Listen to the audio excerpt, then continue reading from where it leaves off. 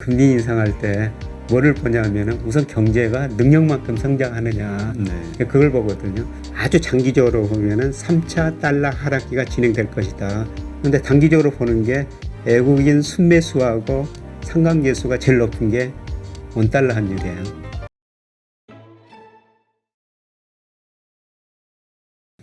그런데 이제 지금 말씀하신 것처럼 그 부채 문제, 네. 이 부채 문제가 과연 경제를 망가뜨릴 수도 있는 어떤 트리거가 될 것이냐, 이거와 관련해서 주식시장의 투자자들이 그 흔히 하는 이야기가 2008년 금융위기 이후로 10년 이상을 나스닥 같은 경우, 그러니까 미국 주식시장은 계속 우상향 상승을 해왔잖아요. 장기 상승. 그거보다 더 많은 유동성이 풀어졌는데 이 호황, 주식시장의 호황은 좀 더 장기적으로 가는 거 아니야? 라는 생각하는 분들도 있거든요. 그래서 미국과 유동성이 많이 풀린 거는 뭐 마찬가지인데요. 근데 유동성이라는 게 이제 M1을 기준으로 하느냐, M2를 기준으로 하느냐, 거기에 따라 다른 거예요. M1이라는 것은 소위 현금 통화 플러스 요구불예금이고, M2라는 것은 그것보다 조금 더 넓은 범위거든요. 뭐 저축성예금, 뭐 적기 정금예금, 이게 저 M2인데, 그런데 M1 기준으로 하면은 미국 주가가 더 오를 수가 있어요. 근데 M2 기준으로 하면은 유동성에 비해서도 제가 보면은 과거 평균보다 훨씬 더 높은 수준의 주가가 있거든요. 그래서 뭐 유동성을 보면서 미국 주가가 더 오를 수 있다. 그거는 M1 기준으로 이야기하는 거고요. M2 기준으로 보면 또 전혀 다른 결과입니다. 근데 장기적으로 미국 주가를 누가 더 잘 설명하느냐. 제가 그거를 연구해 봤더니 M1보다는 M2가 S&P 500하고 상관계수가 훨씬 더 높거든요. 그래서 유동성 가지고 계속 좋다고 이야기한 사람은 M1 가지고 계속 저도 방송에 들어보니까 많은 이야기를 하는데요. 그런 이야기를 할 때 그 M1인지 M2인지 혹은 미국의 MGM이라고 또 통화지표들이 있거든요. 이런 걸 분명히 구분하고 좀 말씀하셔야 될 것 같습니다. 그렇다면 우리가 생각하는 유동성, 장세, 이것은 M2로 인한 그 장세가 이제까지 펼쳐져 왔다. 이렇게 봐야 된다. 그리고 앞으로는 그것을 그대로 대비했을 때에도 지금 이미 좀 한계가 보이고 있다. M2에 비해서도 지금 주가가 과대평가됐다는 것이죠. M2에 비해서 어떤 상황이길래 과대평가되어 있다고 판단하시나요? 그러니까 미국의 S&P 500을 M2로 해기 분석을 합니다. 그러면 해기 분석하면은 장기 추세선이 나오거든요. 근데 지금 S&P 500이 추세보다 한 15% 정도 위에 있다는 겁니다. 위에, 그러니까 많이 고평가되어 있다. 유동성보다도. 유동성을 고려하더라도. 근데 M1 가지고 하면은 조금 더 다른 결과가 나오는데요. 저는 그 M2 가지고 지금 말씀을 드리는 겁니다. 그러면 유동성으로 좀 더 갈 수 있다라고 주장하는 분들은 M1 가지고 하는 경우도 있다. 근데 그 M1으로 계산했을 때는 좀 정확하지가 않다, 이 말씀이신 거죠? 상관관계가 M2가 더 높더라. 그래서 그런 말씀을 할 때는 통화지표도 분명히 좀 어떤 지표를 했다는 거를 말씀드리고 하는 게 좀 좋을 것 같습니다. 지금 인플레이션에 대한 우려, 사실 이게 또 부채 문제, 그리고 금리 인상, 이런 여러 가지 것들을 다 건드릴 수밖에 없는 하나의 트리거가 되는 건데, 지금 이 인플레이션이 올라오는 상황 자체를 사실 중국에서 원인을 찾는 경우도 있잖아요. 이제까지 그 세계가 장기 호황, 경제 호황을 미국이 해올 수 있었던 것은 계속 그 저물가, 그 물가가 안정이 돼 있었는데, 이제 중국으로 인해서 다시 물가가 좀 위협을 받는다. 이게 어떤 상황인 것인지를 좀 설명해 주시죠. 2001년에 미국이 중국을 WTO에 가입시킵니다. 그래서 중국이 저임금을 바탕으로 해가지고 물건을 싸게 생산을 미국으로 수출해 주거든요. 그래서 2001년부터 작년까지 보니까 미국의 대중 무역 적자가 5조 5천억 달러예요. 그러니까 중국이 사람들이 저임금을 바탕으로 열심히 일해가지고 미국 소비자를 만족시켜 준 것 같죠. 그래서 뭐 월마트에 가면 진열된 상품의 절반 이상이 중국산이다, 이런 이야기까지 나오지 않습니까? 사실 미국이 그동안 생산성이 증가했기도 했습니다만은 미국 사람들이 물건을 싸게 산 건 중국 때문이었었어요. 그런데 중국 임금이 지금 많이 오르고 있거든요. 그 다음에 중국이 쌍순환 전략이라고 그래가지고 소비를 많이 키워야 되겠다는 겁니다. 2019년부터 중국의 1인당 국민소득이 $10,000를 돌파했어요. 그리고 미국은 GDP 중에서 소비 비중이 아까 70%라고 말씀을 드렸습니다만은 중국은 지금 40%도 안 되거든요. 민간 소비 비중이. 근데 중국이 그걸 키워야 되겠다는 겁니다. 그래서 앞으로 중국이 자기들이 생산한 거를 자기들이 소비해야 되겠다는 거죠. 예, 그리고 중국 소비자 물가는 지금 굉장히 안정적이에요. 예, 그런데 생산자 물가가 뭐 7, 8%이 정도 되거든요. 생산자 물가가 그렇게 올랐다는 것은 각종 생산에 들어가는 원자재, 뭐 재료 비용이 많이 올랐다는 거죠. 결국 중국도 과거처럼 물건을 싸게 공부할 수밖에 없다는 겁니다. 그래서 저는 중국이 그동안 세계에 디플레를 수출했는데 이제 특히 미국 쪽으로 인플레를 수출하는 국면으로 서서히 들어서고 있다 그렇게 보고 있습니다. 그러니까 중국 자체의 어떤 인건비라든가 여러 가지 상승 요인 때문에 물건값이 올라져서 수출 가격이 올라간다. 그렇습니다. 이제까지 싸게 받던 물건들의 가격이 올라오니까 자연스럽게 인플레이션 우려가 생기는 거고요. 미국은. 이게 인플레가 저는 전 세계적인 인플레가 생각은 아니고요. 미국만. 사실 미국 사실 우리나라는 그동안 디플레이션을 우려했었거든요. 그래서 2019년에서 2020년 초까지 우리나라 GDP 디플레이터가 7분기 연속 마이너스였었어요. 그때 우리 경제가 디플레이 빠지 않느냐 이런 책들도 많이 나오고 우려도 많이 나왔었거든요. 그런데 우리나라 소비자 물가도 미국하고는 방향은 같습니다. 저는 우리 경제는 오히려 긍정적이라고 생각하고 있어요. 그럼 미국의 인플레이션이 우리나라에도 디플레이 기대 심리를 낮추고 인플레 기대 심리를 좀 올리면서 오히려 소비에 긍정적인 영향을 미치라고 보고 있거든요. 그래서 제가 인플레이션 말한 것은 전 세계적인 인플레이션이 아니라 미국에 한정된 인플레이션입니다. 그럼 한국 같은 경우는 근데 지금 한국 같은 경우도 뭐 물론 자산 가격에 부동산이라든가 이런 쪽에 어떤 인플레이션이 좀 심한 거긴 하지만 한국은행에서도 금리 인상을 검토할 만큼 뭐 문제가 되고 있는 거 아닌가요? 우리나라도 이제 조만간 그 금리를 인상할 것이다 이런 거 분위기인데요. 한국에 이제 금리 인상할 때 뭐를 보냐면은 우선 경제가 능력만큼 성장하느냐 그걸 보거든요.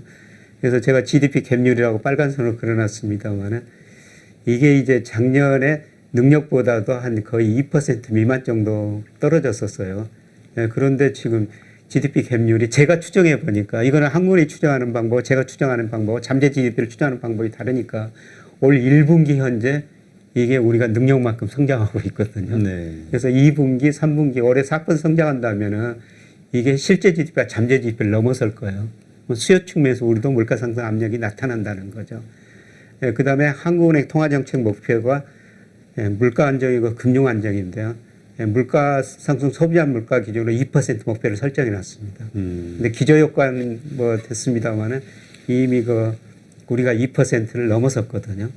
그런데 아마 7, 8월 가가지고 이 증가율이 기저효과 끝나면서 낮아질 거예요. 근데 한국은행이 올해 소비자 물가를 지난 5월 경제전망치 1.8% 예상했는데요. 근데 이번 통화정책 결정문 보니까 인플레가 저번에 예상한 것보다 조금 더 높아질 수 있다. 이런 걸 많이 시사하고 있거든요. 저는 올해 2%를 좀 넘어서리라 보고 있습니다. 그래서 한국은행이 올해 전 금리를 인상할 것이다. 그게 이제 8월이냐 앞으로 이제 금통위가 8월에 열리고 10월, 11월 세 차례 남아 있거든요. 8월이냐 10월이냐 그 둘 중에 하나이지 저는 금리를 분명히 올리리라 보고 있고요. 그 다음에 얼마까지 오를 것인가. 지금 기준금리 0.5%인데 제가 1, 4분기 현재 우리나라 적정금리 소위 테일러 준칙이라는 게 있는데 추정해 보면은 1.1% 정도 나오거든요. 0.5% 지금도 낮다는 거죠. 근데 하반기 들어서 물가가 2% 넘고 경제 성장이 더 올라가면은 그게 거의 1.5, 2% 근접하거든요. 그래서 저는 뭐 내년 초까지 최소한 2차례 정도는 인상할 것이다. 그렇게 지금 보고 있습니다. 네, 그렇군요. 지금 미국 시장의 어떤 인플레이션 현재 상황 거기에는 또 이제 중국의 어떤 물가 상승 이것이 이제 연동이 된 것이다라고 말씀을 하셨는데 근데 그럼 미국 경제가 좀 더 안정적으로 성장하기 위해서는 중국과의 어떤 뭐라 그럴까 협력, 인플레이션 우려를 낮추기 위해서는 이런 것들이 필요한 상황이기도 하잖아요. 하지만 지금 뭐 얼마 전에 옐런 장관이 유럽에 가가지고도 뭐 미중 관계 발언을 하면서 뭐 유럽의 어떤 주가들도 많이 하락을 했었고요. 그러니까 미중 문제를 보면은 이게 쉬울 것 같지는 않거든요. 뭔가 큰 대립이 점점 강하게 나올 것 같고 또 그로 인해서 뭐라 그러죠? 리쇼어링. 외국에 있던 미국 기업들을 자국으로 혹은 뭐 중국에 있던 외국의 기업들을 미국으로 끌어들이는 우리 한국도 많이 들어갔고요. 근데 이런 것들이 결국은 인플레이션 우려가 그러니까 물건값이 싸게 공급받던 거를 직접 만드니까 더 높아지게 될 예. 거잖아요. 예. 인플레이션 우려는 갈수록 커질 수밖에 없는데 예. 앞으로 미국의 행보가 어떻게 될 것인가 이거에 대해서는 어떻게 보세요? 중국산 제품이 많이 가격이 올리면 미국 물가가 오르면은 뭐 관세를 인하하는 방법도 있죠. 트럼프가 많이 올려놨는데 예, 그거를 인하하는 방법도 있지만은 뭐 미중 패권 전쟁 생각하면은 뭐 그 가능성 뭐 그렇게 크지는 않을 것 같고요. 예, 그다음에 말씀하셨습니다. 사실 이번 코로나 이전에 미국서 이런 거 마스크 하나도 생산 안 했지 그렇죠. 않습니까? 예, 그거를 이제 자기 나라 혹은 멕시코에서 생산한다는 거죠. 중국에서 예를 들어 수입했다면. 그런데 미국에서나 중국에서나 그거를 멕시코에서나 중국처럼 싸게 생산할 수가 없거든요. 그래서 리쇼링 합니다만은 그게 미국 물가를 안정시킬 정도로 거기까지는 가기가 상당히 좀 힘들어 보입니다. 네. 그렇다면은 중국하고 이제 관계는 어떤 것인가 이거는 그 정치적인 문제라 좀 제가 드리기는 좀 쉽지 않은 문제입니다만은 저는 뭐 기본적으로 미중은 패권 전쟁이라고 보고 있기 때문에 뭐 쉽게 인플레 때문에 미중 뭐 패권 전쟁이 가라앉을 거라 그런 생각은 안 하고 있습니다. 그러니까 인플레이션 우려가 좀 더 커지더라도 그 중국의 어떤 그 상거래 예. 이런 거래는 뭐 좀 제한적으로 자꾸 이렇게 좀 압박을 가할 수 있다 이렇게 예, 보시는 그렇습니다. 건가요? 예, 예. 그렇군요. 왜냐하면 이런 것들이 결국은 뭐 양면이 있잖아요. 예. 우리 한국이 이게 또 호재이기도 하잖아요. 예. 미국의 중국의 어떤 반도체 관련 혹은 2차 전지 배터리 관련 이런 것들이 전부 이제 차단이 되면서 우리가 얻는 뭐 수혜도 있기는 한데 또 어두운 면도 있겠죠. 예, 그렇습니다. 그러니까 세계 경제가 좋으면은 아까 우리 경제가 세계 수출의 풍향계다, 세계 경제 풍향계다 이런 말씀을 드렸습니다만 우리가 수출에서 중국이 차지하는 비중이 26%고요. 네. 미국 비중은 한 15% 정도 됩니다. 그러니까 미중이 잘 돼가지고 세계 경제가 호화롭게 안만하게 성장하면은 뭐 우리 수출 GDP 중에서 거의 45%가 실질 GDP 중 45%가 성장을 할 수가 있죠. 그런데 뭐 미중 패권 전쟁이 심화돼가지고 뭐 두 나라 경제가 나쁘면은 우리 경제는 타격을 받을 수밖에 없는 것이죠. 다행스럽게도 뭐 그 중에서도 우리가 뭐 반도체 뭐 디램 분야입니다만은 세계 최고 아직까지는 경쟁력 가지고 있으니까 그게 좋고요. 그다음에 말씀하신 2차 전지 우리 정부에서 뭐 그린 뉴딜 훨씬 더 많이 투자하겠다 계속 그런 정책을 발표하겠지만은 뭐 저는 반도체 같은 산업이 하나만 더 있었으면 좋겠다 그런 생각이 드는데요. 그게 저는 2차 전지 그쪽에서 충분히 가능성이 있고 그것 때문에 우리가 좀 목에다 중국이나 미국에 힘줄 수 있는 이런 상황이 되지 않을까 그런 생각합니다. 네. 지금 그렇다면 지금 환율과 관련해서 그러니까 이러한 인플레이션 우려 미국의 어떤 경제 상황에 따라서 이제 여러 가지가 달라지잖아요. 예. 지금 한국 주식시장이 더 상승을 좀 강하게 못하고 약간 횡보하는 그 이유를 수급에서 찾는 분들이 많단 말이죠. 예. 외국인이 좀 사줘야 되는데 계속 팔기만 하고 있으니까 예. 그러면 이제 언제 사줄 것이냐 결국 환율 예. 왜냐하면 오히려 미국 경제가 좋으니까 달러가 다 이쪽 신흥국들 자산 팔아가지고 미국으로 들어가 버리니까 예. 환율이 그러면 언제 달러 약세가 될 것이냐 이러한 의견을 가진 궁금해하는 분들이 많이 있거든요. 예. 근데 교수님은 이제 달러 약세 좀 얘기하셨는데 예. 지금 그러니까 제가 지금 달러 약세 말하는 것은 항상 기관 측면에서 말씀을 좀 예. 생각하셔야 될 것 같습니다. 제가 올 3분기에나 원달러 환율이 1,200원도 넘을 수 있다. 3분기엔 일시적으로 달러 강세고 원화 약세다. 그래서 저도 달러 좀 사놨다 이런 말씀을 계속 드린 적도 있습니다만은 그러니까 항상 제가 말씀드릴 때 이 단기냐 기간을 좀 생각해 주시면 좋을 것 같고요.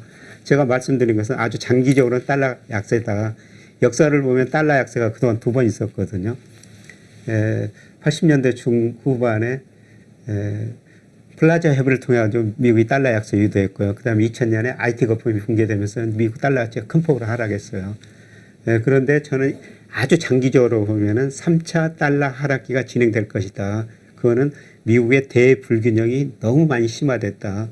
미국이 경상수 적자가 GDP 대비 한때 6%까지 간 적도 있는데 그 경상수 적자를 어떻게 메꿨느냐.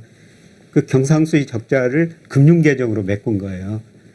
외국인들이 우리나라도 지금 중국에서 돈 벌어 미국 국제 사고 미국 주식 사줬습니다만은 그 금융 계정으로 메꾼 거거든요. 예, 그런데 미국 경제가 장기적으로 불안하다면은 특히 중국이 미국 국제를 덜 사고 있지만 세계 사람들이 미국 국제 덜 살 거라는 것이죠.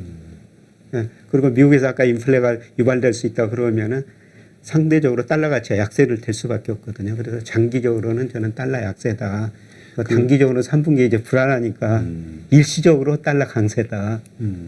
그렇다면 이제 전에 네. 그 1,000원도 깰 수 있다. 예. 뭐 900원 근처까지도 갈 수 있다. 이렇게 말씀을 하셨던 거는 장기적으로 한 어느 장기적으로 정도 5년 뭐 이상 그렇게 내다볼 그런 때. 장기적인 추세로 그렇게 장기 될 수도 추세. 있다. 예. 그러나 단기적으로는 예. 지금 이 정도. 지금 이제 1,140원, 50원 왔다 갔다 예. 하고 있는데요. 그러니까 이러한 환율대에서는 외국인이 한국 주식을 사기는 좀 어려운 거죠. 그렇죠. 그러니까 외국인들이 한국 주식을 살 때 뭐 한국 경제 기업 수익, 한국 경제 기업 수익 상대적으로 좋거든요. 그런데 단기적으로 보는 게 외국인 순매수하고 상관계수가 제일 높은 게 원달러 환율이에요. 미 달러 가치가 단기적으로 강세된다. 원화 가치 떨어진다. 네. 그러면 한국 주식 안 사죠. 예, 그런데 저는 뭐 4분기 내년까지 외국인 사리라고 보고 있는데요. 저는 일시적으로 원달러 환율이 1,200원도 좀 넘을 수 있다고 보고 있거든요. 예, 그렇게 되면 1,200원이라는 환율은 한국 경제에 비해서 원화 가치가 굉장히 저평가된 거죠. 그렇게 되면은 다시 한국 원화 가치가 오를 것이다. 이런 기대를 갖고 외국인이 사리라고 보고 있습니다. 그게 4분기부터 부분적으로 조금 나타나리라고 보고 있습니다. 그러니까 4분기 정도, 그러니까 4분기 전후로 해서 1,200원까지도 예. 원달러가 될 수 있다. 일시적으로. 예. 그리고 그것이 오히려 예. 외국인의 매수를 그렇습니다. 끌어당기는. 예. 왜냐하면 이제 내려갈 거라고 보니까. 예. 그렇군요. 저희는 더 좋은 상황이 됐을 때 이제 올 거라고 생각했는데. 예. 그렇군요. 알겠습니다. 자, 그렇다면 이 원화, 그러니까 지금 이제 달러 약세, 원화 강세. 지금 저희가 이제 저희 달러 강세죠. 지금 상황은 달러 예. 강세인 이 상황에서 그 한국은행이 이번에 이제 금리를 먼저 미국보다는 먼저 올리겠죠. 예. 이 금리를 올리게 됐을 때 예. 이것이 또 외국인의 매수를 끌어당기는 어떤 요인이 되지 않겠냐 이렇게 기대하는 분들도 있는데요. 예. 일반적으로 보면은 이론적으로 보면요. 돈이라는 게 이제 수익률 높은 데 눈이 있어가지고 움직인다 이런 이야기를 하는데요. 예, 미국이 금리를 유지하는데 우리나라만 금리 유지하면은 우리 금리가 미국 금리보다 상대적으로 높아지고 우리 쪽으로 돈이 들어오는 것이죠. 네. 예, 그래서 분명히 한국의 금리 인상은 환율 하락 요인으로 작용하고 있는데요. 예, 그런데 저는 뭐 지금 당장은 아니다. 근데 환율이라는 게 항상 그 시차를 두고 금리라는 게 항상 그 시차를 두고 환율 금리가 시차를 두고 경제 변수에 영향을 주거든요. 예를 들어서 금리를 오르고 내릴 때 우리나라 산업 생산 실물 경제에 영향을 주는 거는 제가 보니까 6, 7개월 정도 시차가 가장 크게 나타납니다. 그러니까 당장 뭐 한국은행이 금리 인상했다고 환율이 떨어지는 건 아니고요. 예, 그게 뭐 여러 가지 경제 변수 시차가 있다는 것이죠. 그래서 뭐 8월에 한국은행이 금리 인상한다. 그래가지고 그냥 환율이 많이 떨어진다. 저는 그건 아니라고 생각하고 있습니다. 네, 그렇군요. 그렇다면 그 뭐라 그럴까요? 이 주가 한국은행이 금리를 상승했을 때 이 주가는 어떻게 될 것이냐? 그 보통 이 경제 성장 안 좋았다가 좋아지는 상황에서의 첫 번째 금리 인상은 오히려 주가 상승에 도움이 된다. 이런 얘기 이제까지의 데이터로 봤을 때 이런 얘기 하시는 분들도 있거든요. 그러니까 2000년 이후로 우리나라 대표적인 금리의 대표적인 국고채 3년 수익률이라고 코스피하고 하면 상관계수 0.7 정도 돼요. 마이너스 0.7. 네. 그러니까 보통의 경우는 금리가 오르면 주가는 떨어졌다. 근데 이제 경우에 따라 가지고는 금리도 오르고 주가도 오르고 그거는 금리 오름폭보다 기업이익 증가이나 경제 성장률이 더 좋을 때 금리도 오르고 주가도 오르고 그런 현상이 발생하거든요. 네, 그런데 저는 3분기는 아니라고 생각하고 있습니다.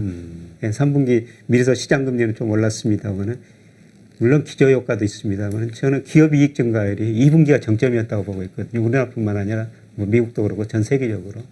3분기부터는 기업이익 증가율이 많이 떨어지리라고 보고 있어요. 네. 그래서 기업이익 증가율이 떨어지는데 금리가 오르면은 그거는 주가에 부정적이죠. 그렇다면 지금 우리 금리만이 아니라 이제 금리가 이제 많은 것들을 이제 좌우할 텐데요. 이 자산 시장을 아까도 말씀하셨듯이 미국과 중국 간의 패권 전쟁 예. 그리고 양쪽이 다 우리하고는 밀접한 경제 관계가 있기 때문에 이 관계로 인한 어떤 돌발 리스크 이것도 생각해 봐야 되지 않나요? 환율적인 측면에서 우리 위안화 동조가 많이 되고 있는 상황이잖아요. 예, 그렇죠. 우리나라 환율 보면은 과거에는 일본하고 세계 시장에서 경쟁이기 때문에 엔화하고 원화하고 거의 상관관계 거의 같은 방향으로 움직였거든요. 그런데 지금 엔원 상관관계는 많이 떨어져 버렸고요. 대신 이안하고 우리나라 원달러 상관관계가 굉장히 높아졌습니다. 사실 우리나라 환율 보면은 이안화 환율하고 거의 방향이 같아요. 예, 그런데 예를 들어 가지고 지금 대만 같은 데서 여러 가지 문제가 좀 예상되기도 하고 이상한 이야기도 나오고 있습니다. 그렇게 되면은 달러 강세 이하나 약세 될 수밖에 없죠. 대만 근처에서의 미중 충돌. 예, 미중 충돌이 만약 있다고 그러면은 사실 그런 충돌을 여러 언론에서 영국의 파이낸셜 타임즈 같은 데도 그런 기사들이 나오고요.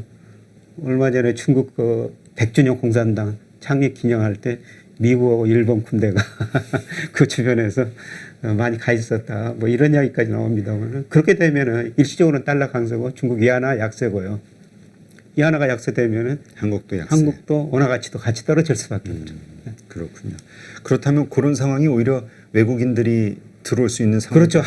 그런 상황이 발생하죠. 환율이 올라가면은 그렇게 그런 상황이 벌어지면은 충격이 벌어지면은 시장은 아마 주식시장은 하락할 것 같고요. 예. 어떤 충격을 받고 급락할 것 같고 그런데 오히려 그렇게 해서 원화 약세가 된다고 하면은 오히려 그때 외국인들이 주식을 저가에 사는 상황이 벌어질 수도 있는 건가요? 만약 그럴 확률이 낮으면 그런 상황이 발생하면은 주가도 폭락하고 그다음에 원화 가치도 많이 떨어지고 외국 입장에서는 싸죠. 그렇죠. 한국 돈 가치도 떨어졌지 자산 가격이 떨어졌지. 그때 외국인들이 적극적으로 저는 들어오리라고 보고 있습니다. 네. 요즘 한국 투자자들이 주가가 좀 떨어진다 싶으면 엄청나게 사대잖아요. 외국인들이 파는 것도 막 하루에 2조씩 사기도 하고 이러니까. 만약에 그런 상황이 벌어진다고 했을 때는 우리가 저 뺏기면 안 되겠군요. 네, 그렇죠. 그러면 또 누군가가 주식을 사면은 누군가는 팔거든요. 그렇죠. 지금 우리나라 개인들이 사고 외국인 팔고 기관 투자 특히 많이 팔고 있지 않습니까? 그때는 이제 외국인 사면은 누군가가 팔겠죠. 그렇죠. 그 누군가가 기관일 수도 있고 개인일 수도 있는데 그 저평가된 상황에서는 외국인한테 주식 안 줘야 된다는 것이죠. 네, 그렇죠.